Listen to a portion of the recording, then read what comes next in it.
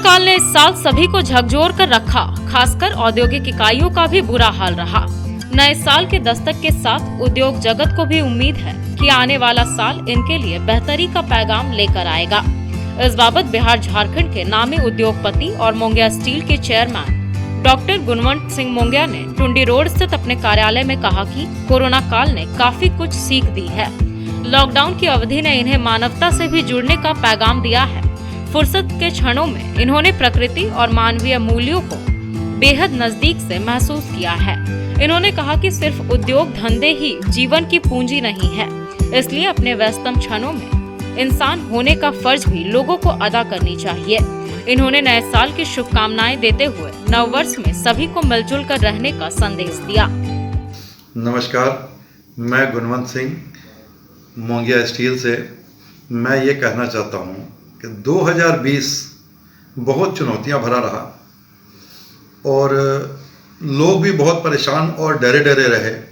ऐसी बीमारी आई कि लोगों को पता ही नहीं था ये क्या बीमारी है और कैसी बीमारी है, लेकिन ये साल हम लोगों को बहुत कुछ सिखा के भी गया है।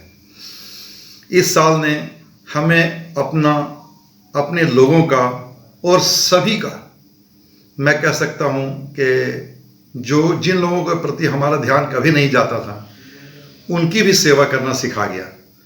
ये साल ऐसा रहा जिस साल हमने जो है चिड़ियों की चहचहाट को भी बड़े प्यार से सुना।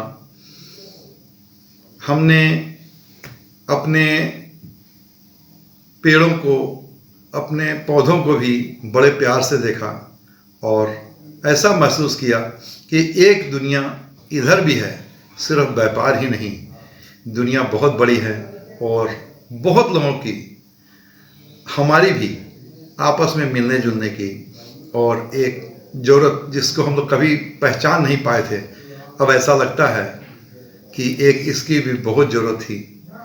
और चलिए, जैसा भी बीता, अब हम लोग नव वर्ष में और अच्छे की उम्मीद करते हैं। मेरी शुभकामना है कि जिनकी नौकरियां छूट गईं, जिनके बच्चे पढ़ाई से छूट गए, जिनको बहुत तरह का आर्थिक नुकसान, शारीरिक नुकसान, सामाजिक नुकसान जो भी हुआ है, वो कम से कम इस साल अच्छे से बीते।